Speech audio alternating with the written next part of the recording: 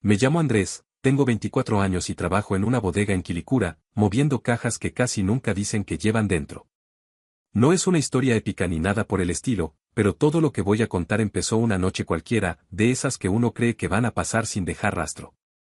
Era viernes y estaba en el departamento de Tomás, mi amigo de la pega anterior. Habíamos pedido pizza por una app, de esas que llegan tibias y con la caja un poco doblada, y la consola estaba prendida desde hacía rato, repitiendo el mismo menú porque ninguno se decidía a jugar. Afuera, Santiago sonaba apagado, como si la ciudad también estuviera cansada. Desde el living se veía apenas la línea amarilla de los postes iluminando la calle. Tomás se levantó a buscar bebida y yo me quedé sentado, con el control en la mano, mirando la hora sin apuro. Ahí fue cuando escuché pasos en el pasillo. No apurados, no livianos. Pasos tranquilos. Era Mónica, su mamá. Yo ya la había visto otras veces, claro, pero siempre de pasada.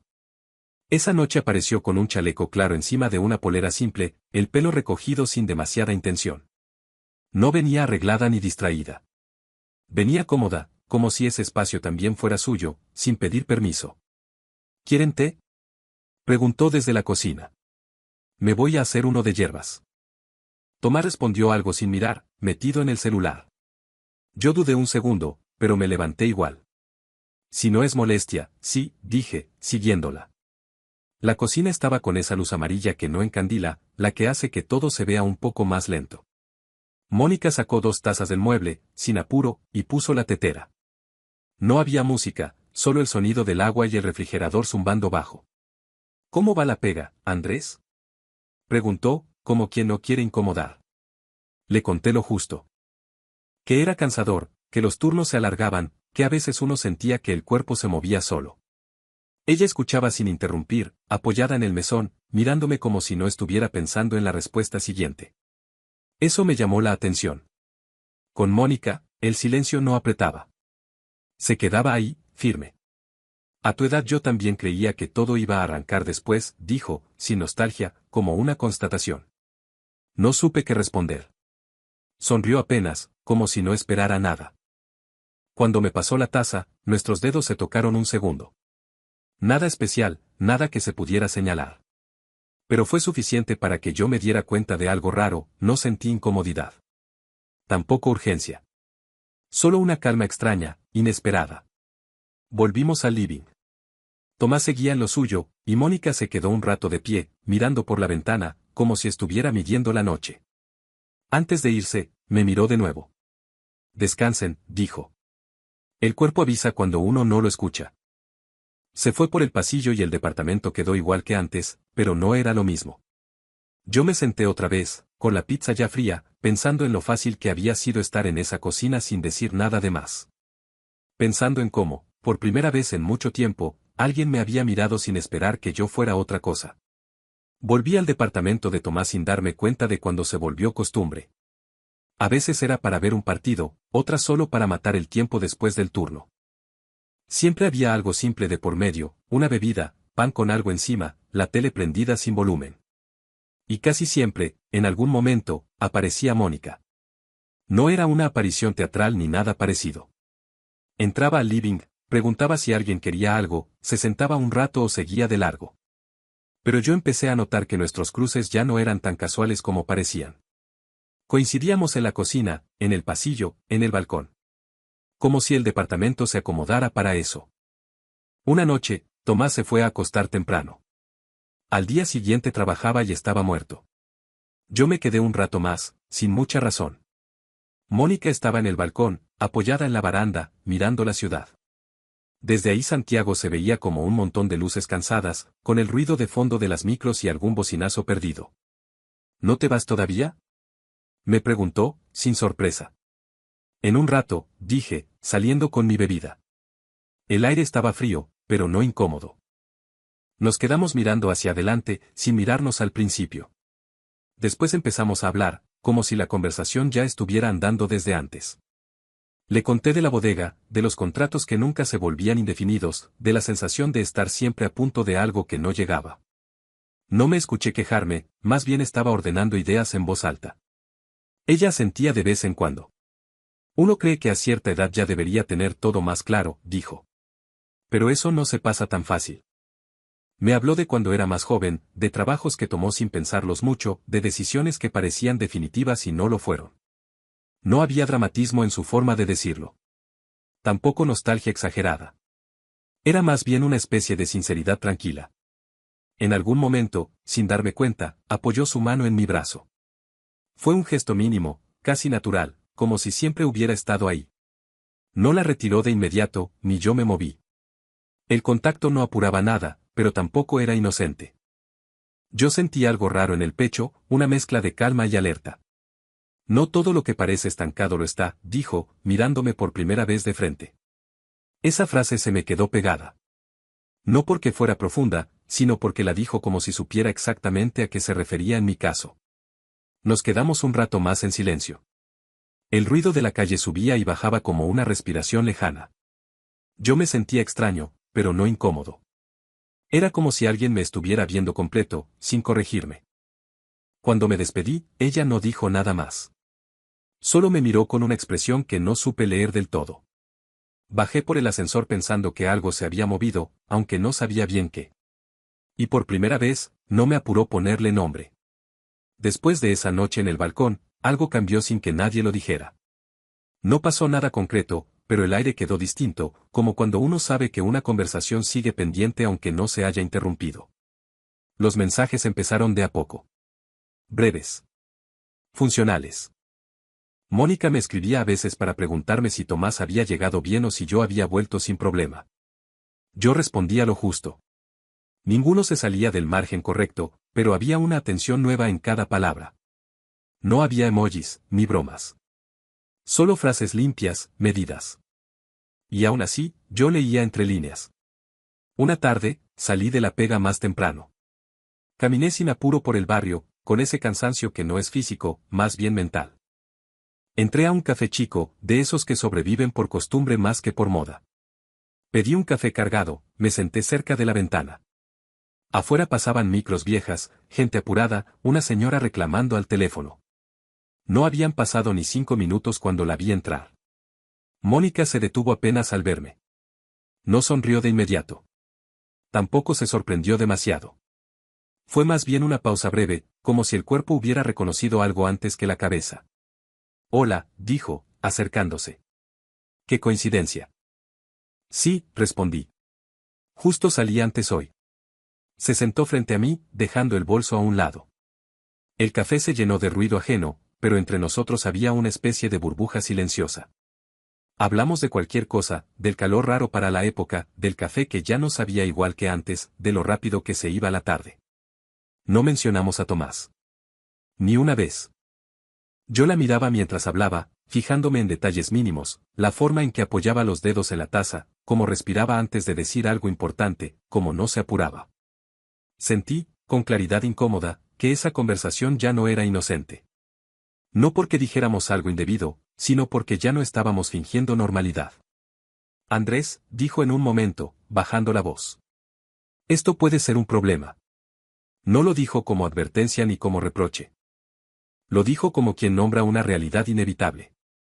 Yo asentí, sin saber bien qué responder. Tenía razón. Lo sabía desde antes. Y aún así, no me moví de la silla. Pero todavía no lo es, dije finalmente. Ella me sostuvo la mirada unos segundos largos. No sonrió. Tampoco negó nada. Afuera pasó una micro haciendo temblar el vidrio. El ruido nos devolvió al lugar, pero no al punto inicial. Nos despedimos sin promesas. Sin planes.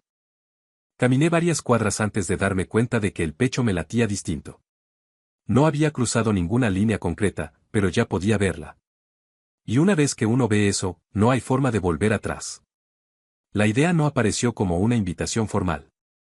Fue más bien una frase suelta, dicha una tarde cualquiera, cuando ya no quedaba mucho espacio para fingir normalidad. Podríamos salir unos días, dijo Mónica. Nada largo. Solo, irnos un poco. No mencionó destinos al principio. Tampoco explicó por qué. No hacía falta. Yo entendí que no se trataba de vacaciones, sino de distancia. De sacar el cuerpo de Santiago, de los pasillos conocidos, de las miradas posibles. Después apareció el nombre casi solo, Valparaíso. No era exótico ni lejano.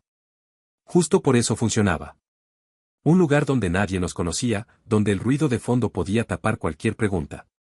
Planeamos todo con cuidado. Horarios distintos. Mochilas chicas. Nada que pareciera una escapada evidente. Yo dije en la pega que iba a ver a un primo. Ella acomodó sus cosas como si fuera un trámite más. Nadie mintió demasiado. Solo lo justo. El día del viaje, nos encontramos en el terminal sin saludarnos como siempre. Un gesto mínimo con la cabeza fue suficiente. Subimos al bus y nos sentamos separados por un asiento vacío. Afuera, la ciudad se iba desarmando en capas grises. Dentro, el silencio era largo, pero no incómodo. Era un silencio lleno. Miré por la ventana mientras la carretera se abría. Pensé en lo fácil que había sido decir que sí. En lo difícil que era no saber qué iba a pasar después. Mónica cerró los ojos un rato. No parecía nerviosa. Más bien concentrada, como si hubiera tomado una decisión y ya estuviera viviendo dentro de ella. Llegamos con el atardecer. El aire olía distinto. A sal. A humedad. El alojamiento era simple, frente al mar, con una ventana grande y cortinas claras que se movían con el viento. Dejamos las cosas sin ordenarlas. Nadie tenía prisa. Salimos a caminar sin rumbo. Subimos escaleras, bajamos por calles estrechas, comimos algo rápido en un local casi vacío. Hablamos poco. No hacía falta llenar el espacio. Todo estaba dicho de otra manera. De vuelta en la pieza, el ruido del mar entraba como una respiración constante. Nos quedamos de pie un rato, sin tocarnos. Yo sentía el cuerpo alerta, pero no ansioso. Ella se sentó en la cama, me miró como si estuviera midiendo algo invisible. No pasó nada inmediato. Y eso fue lo más intenso. La cercanía sin contacto. La certeza de que estábamos ahí por una razón que no necesitaba explicación. Esa noche, sin decirlo, acordamos no hablar del después. El presente era suficiente. Afuera, las olas seguían golpeando, indiferentes a todo. Y por primera vez, yo también dejé de adelantarme a lo que venía. El tiempo en la costa empezó a moverse distinto. No más lento exactamente, sino más liviano. Las horas no pesaban. Despertábamos temprano sin alarmas, con la luz gris entrando por la ventana y el sonido constante del mar marcando el ritmo de todo. Salíamos a caminar sin rumbo fijo. A veces por la orilla, con los pies hundiéndose un poco en la arena húmeda, otras por calles donde el viento se colaba entre las casas y levantaba olor a sal y algas. Comíamos cosas simples, pan tostado con algo encima, pescado frito compartido en un plato de cartón, café fuerte servido en tazas desiguales. Nada parecía necesitar más. Hablábamos cuando aparecía el tema, no por obligación. De decisiones que quedaron a medias. De caminos que se eligieron por inercia. Yo le conté cosas que no suelo decir, no porque fueran graves, sino porque nunca me había detenido a pensarlas en voz alta. Con ella, no sentía que estuviera rindiendo cuentas. A veces uno vive como si todavía estuviera esperando permiso, dije una mañana, mirando el agua. Mónica no respondió de inmediato. Caminó unos pasos más, respiró hondo. Otras veces, dijo, uno se acostumbra a no pedírselo. No lo dijo con dureza. Lo dijo cansada. Por primera vez desde que nos conocíamos, la noté frágil. No rota, no triste. Solo humana. Como si por unos días se hubiera permitido bajar una guardia que llevaba años levantada. En esos días yo me sentí fuera de mi edad. No mayor, no menor. Fuera. Como si el número dejara de tener peso. No estaba tratando de parecer otra cosa. Tampoco ella. Simplemente estábamos ahí, compartiendo el presente sin decorarlo. La intimidad llegó así, sin anuncio. Una tarde nublada, con la ventana abierta y la bruma entrando suave. No hubo urgencia ni palabras grandes.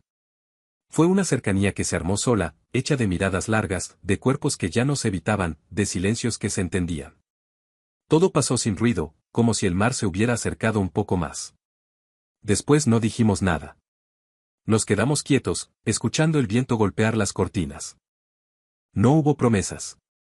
No hubo nombres para lo que estaba ocurriendo. Y eso, lejos de incomodar, alivió. La felicidad se sentía prestada. Como algo que uno cuida con las manos abiertas, sabiendo que no le pertenece del todo. Yo lo sabía. Ella también. Y aún así, ninguno se movió para devolverla antes de tiempo. Esa noche salimos otra vez a caminar. La ciudad estaba envuelta en una neblina espesa, las luces difusas, el mundo reducido a lo esencial. Pensé que, aunque todo terminara al volver, esos días ya nadie me los iba a quitar. Y por primera vez, eso me bastó. La señal apareció de golpe, como una mancha en una foto que hasta entonces se veía limpia. Fue una mañana común, después de desayunar, cuando salimos a comprar pan. El cielo estaba cubierto y el viento venía más fuerte que otros días, levantando la arena en pequeños remolinos. Íbamos caminando por una calle angosta cuando Mónica se detuvo de pronto. No fue brusco, pero sí definitivo. Su cuerpo reaccionó antes que su cara. Miró hacia el otro lado de la calle, entre dos locales cerrados, y apretó la mandíbula. ¿Pasa algo?, pregunté. No respondió de inmediato. Siguió mirando unos segundos más, como confirmando algo que no quería confirmar. Creí ver a alguien, dijo al fin. Alguien de antes. No explicó más. Tampoco hizo falta. Sentí como algo se tensaba en el aire, como si la burbuja se hubiera adelgazado de repente. Seguimos caminando, pero ya no era lo mismo. El mar seguía ahí, el olor a sal también, pero la calma había perdido densidad. Más tarde, de vuelta en el alojamiento, hablamos. No fue una conversación larga ni cargada. Fue honesta. De esas que no buscan convencer a nadie. Esto no puede quedarse acá, dijo. Y no quiero que se transforme en algo que tengamos que esconder mal. No lo dijo mirándome, sino observando la ventana, como si el mar pudiera darle una respuesta distinta. Yo asentí. Por primera vez entendí que no se trataba solo de nosotros dos, sino de todo lo que nos rodeaba, incluso cuando no estaba presente. Yo no sé esconderme, dije. Nunca he sabido. Ella sonrió apenas, sin alegría. Por eso mismo. Decidimos volver antes de lo planeado. Sin dramatismo. Sin reproches. Hicimos las mochilas en silencio. Cada objeto que entraba parecía cerrar un poco más ese paréntesis que habíamos abierto. El viaje de regreso fue distinto al de ida.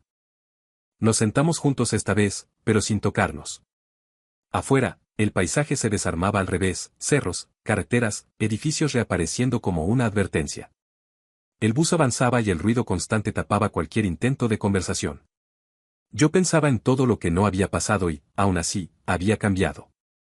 En cómo uno puede volver al mismo lugar sin ser el mismo. Mónica miraba por la ventana, con una expresión tranquila pero lejana. No estaba triste. Estaba resolviendo algo por dentro. Cuando Santiago volvió a aparecer, con su cielo opaco y su tráfico eterno, sentí un peso conocido en el pecho. No era culpa. Era conciencia. Nos despedimos sin promesas. Un abrazo largo, contenido, como si ambos supiéramos que no había forma de volver atrás. Mientras caminaba hacia el metro, entendí que ese viaje no había sido un escape. Había sido una interrupción necesaria. Y ahora la realidad, puntual como siempre, reclamaba su lugar. Volver a la rutina fue más difícil de lo que pensé. No porque algo hubiera explotado, sino porque todo seguía igual por fuera. La bodega, los turnos, el metro lleno, el cansancio acumulado. Santiago no se había enterado de nada. Y eso, en lugar de tranquilizarme, me descolocaba más. Volví al departamento de Tomás un par de veces después del viaje. No podía evitarlo. Era parte de mi circuito habitual, y además, evitarlo habría sido una forma torpe de delatar algo. Las primeras reuniones fueron normales en apariencia. Conversaciones sueltas, risas cortas, la tele prendida. Pero había miradas que duraban más de lo necesario. Mónica estaba distinta. No distante, pero sí medida. Hablaba lo justo, se movía con cuidado, como si cada gesto tuviera que pasar antes por una revisión interna. Cuando nuestras miradas se cruzaban, no había sorpresa. Había algo peor, entendimiento. Tomás no notaba nada. O tal vez no quería. Yo lo observaba mientras hablaba de sus cosas, de la pega, de planes chicos. Y ahí aparecía la tensión.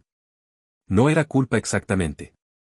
Era lealtad chocando con algo que no había pedido permiso para existir. Una noche, después de que Tomás se fue a dormir, quedamos solos en la cocina. La escena se repetía, pero el clima no. La luz amarilla seguía siendo la misma, el ruido del refrigerador también. Pero ahora el silencio pesaba.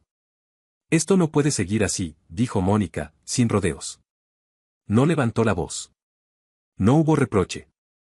Solo una verdad puesta sobre la mesa, como un objeto que ya no se puede ignorar. Lo sé, respondí. Me apoyé en el mesón, sintiendo el cansancio en los hombros. Ella se cruzó de brazos, respiró hondo. No quiero desaparecer, dijo. Pero tampoco quiero vivir en una cosa a medias. La entendí demasiado bien. Yo tampoco sabía vivir a medias. Nunca había sido bueno para compartimentar. Para fingir normalidad cuando algo ya se había movido por dentro. La verdad es la única salida, continuó.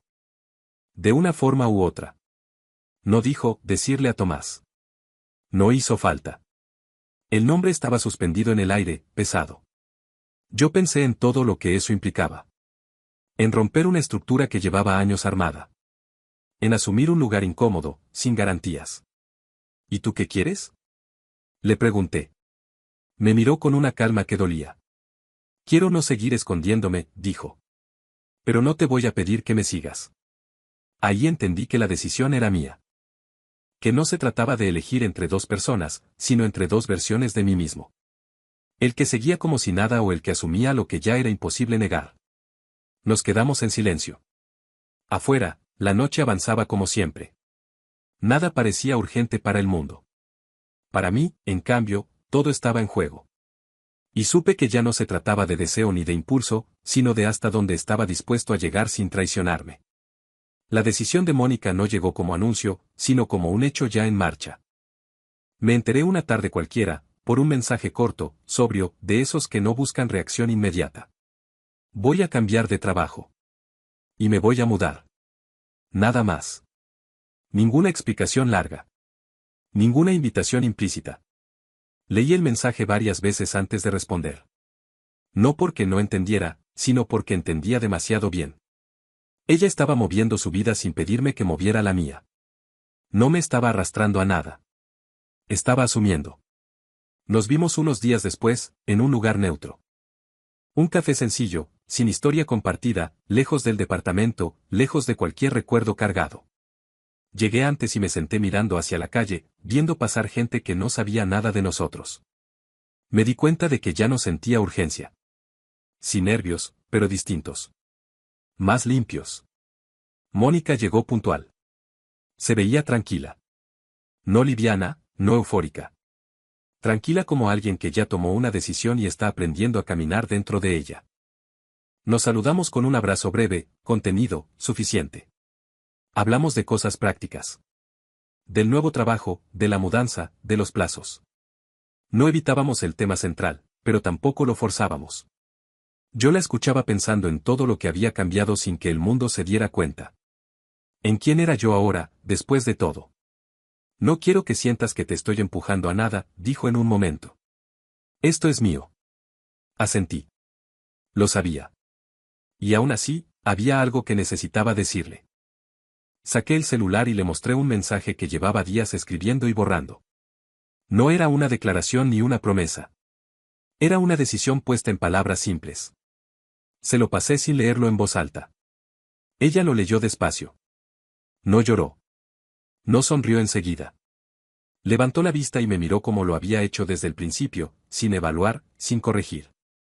Eso cambia las cosas, dijo. Para mí ya estaban cambiadas, respondí. No hablamos de cómo sería después. No hicimos planes largos. Solo acordamos no volver a escondernos. No más medias tintas. No más silencios estratégicos. Si íbamos a estar, sería con el cuerpo entero. Cuando nos despedimos, no sentí cierre. Sentí continuidad. Como si la historia no terminara ahí, pero tampoco necesitara más explicaciones. Caminé varias cuadras antes de volver al metro, pensando en lo raro que era no sentir vértigo. No era un escape. Nunca lo fue. Era asumir, por primera vez, que algunas decisiones no se toman para huir, sino para quedarse donde uno ya está parado. Y esta vez, supe que no iba a retroceder.